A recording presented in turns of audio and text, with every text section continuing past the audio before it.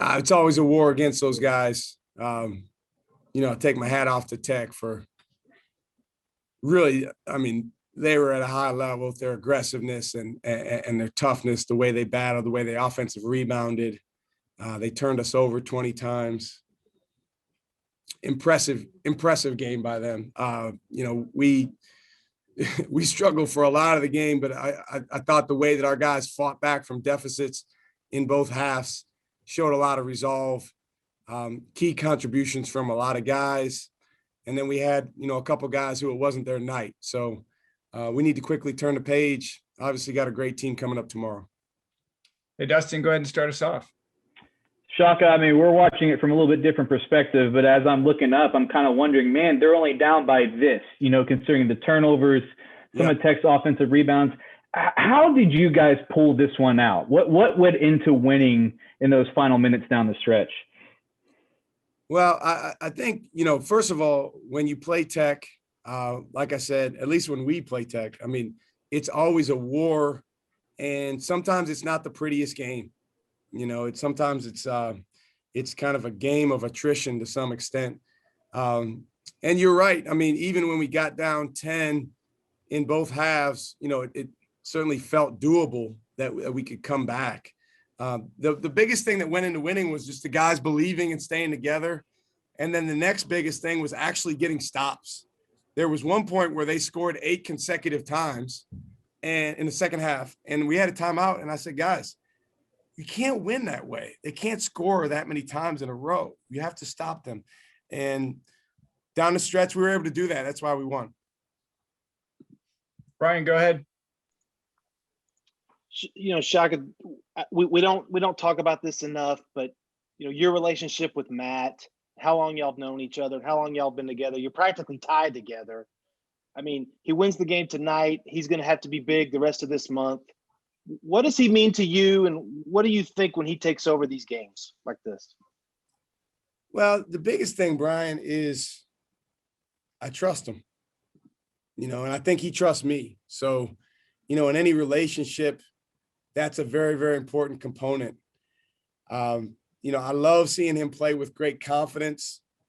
When I first met Matt, he was in 8th grade, and you would have thought this guy is the best player in the world with the confidence that he has.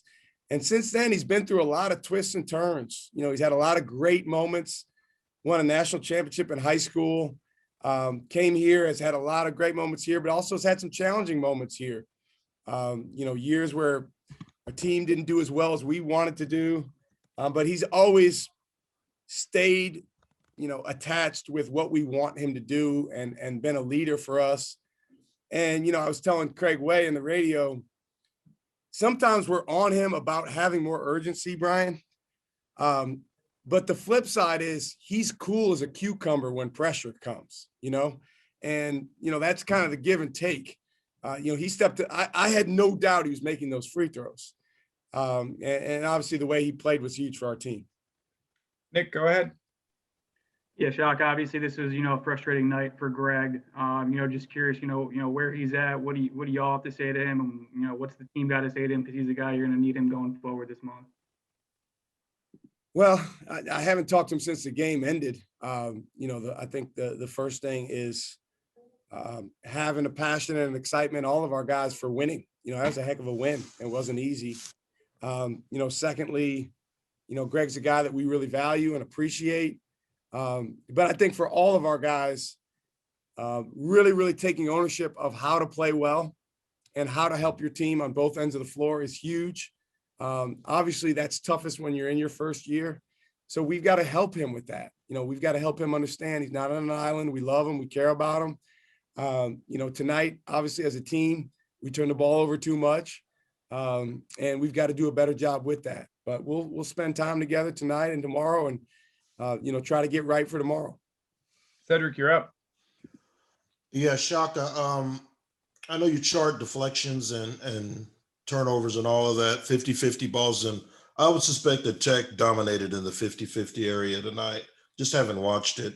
But with the fouls, with Courtney and Greg struggling, you guys still managed to win the game. Is that a culture win for the Texas Longhorns? I think it is. And they've got a heck of a culture too. I mean, like I said, it's always a war against them. And you're right. They did win more 50-50 balls. And that's one of the first things our guys will see on tape, because we have to get better at that. There's one on the floor in the corner that, I just thought we weren't fast enough too. But our guys found a way. I think culture is about finding a way when the chips are down, when things are not going great. It's easy to have a good attitude and to do everything the right way when things are going well and you're up big. But I thought our guys really hung in there together. Royce Ham, it's funny. He hadn't played all game, but he was unbelievable on the bench with his energy. And then Jericho got 4 fouls, and I'm like, KT told me put Royce in, and I'm gonna put him in because he was engaged and in it, and that's what we need. And today was not perfect from that standpoint, but I think our guys, one thing that they've learned this year, because we've had more of them, is when you win big games like this, it gives you a certain feeling that you don't get from any other type of experience, and you want to do it again. So that's what our focus needs to be, obviously, going into tomorrow. Got time for a couple last ones. Bob, go ahead. Matt kind of joked that he wished the refs could be a little more lenient on the fouls with Jericho. I'm curious how much trust you had to have in him to put him back with 5.5 to go with those 4 fouls in that situation, and just how do you kind of maintain his mental state as he's committing fouls and picking up kind of, I don't know if you call them cheapies or whatever you want to call them.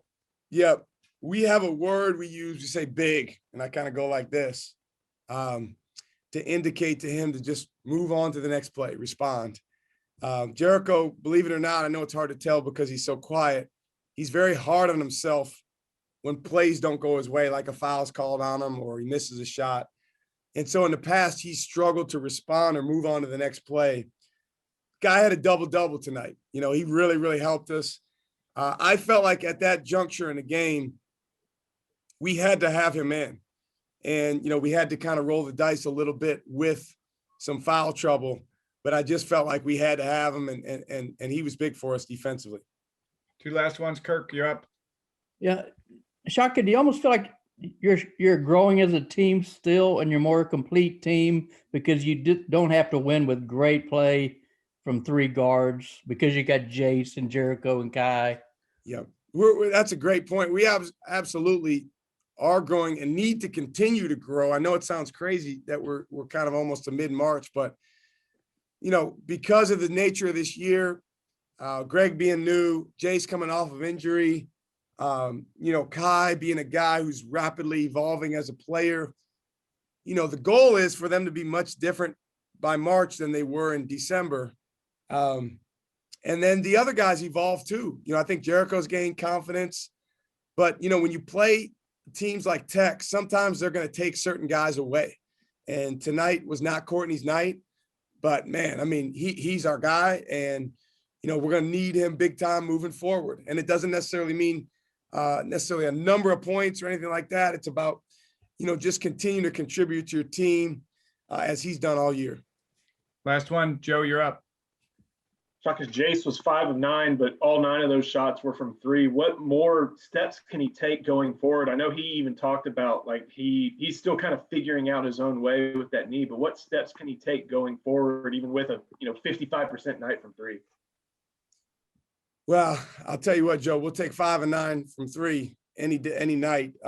But he's always probably going to be, tilted that way a little bit. I thought